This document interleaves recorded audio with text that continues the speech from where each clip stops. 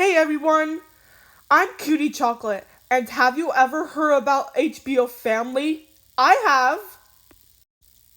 HBO Max was an American paid cable network owned by Warner Bros. Discovery. It was one of HBO's multiplex channels that offers content aimed largely for many families. It had shows, movies, and specials. Most of the HBO films featured only G, PG, or PG-13. In 2001, HBO Family would then launch Jam, which would be later called HBO Kids, and Magnet. But the Magnet block would be discontinued in 2005 because of backlash of helicopter parenting of the after-school block, and kids would get behind of their homework for that. Also, Stageheads did most of the documentary for it, so credit to him.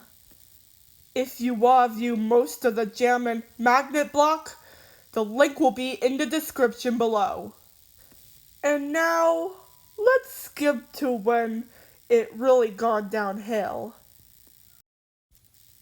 On January 17th, 2016, Sesame Street would move from PBS to HBO Kids. And then, after Max dropped it, it's going to be moved to Netflix. Netflix is an absolute powerhouse for animation. The block was entirely considered of mostly modern-day programs from Sesame Workshop, including one original series, Esme and Roy. But that did not last long. In November of 2020, the deal with Sesame Workshop has expired.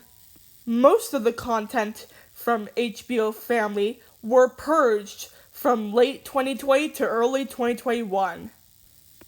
The last bumper was Get Ready, It's Time for... It was supposed to be an upcoming program, but by late 2023, it was no longer aired. And on February 29th, 2024, which was also marked as a leap year, the plug was pulled on HBO Kids. A year later, Warner Bros. Discovery decided that most of the channels from HBO were going to shut down, and that included HBO Family. Many titles were added and dropped by HBO Max. And on August 15th, 2025, the plug was finally pulled on the channel, along with Thriller Max, Outer Max, and Movie Max. The last 40-minute movie that ever played on the channel was David McMilluff, Painting with Words, an HBO documentary. Next, there was a trailer for DC's League of Super Pets. And then after that, the black screen of death. That happened for a few minutes. After that, it went to color bars with Warner Bros. Discovery, TOC, Atlanta. The beep was not high-pitched, and it still goes in my ears, even though I mute it.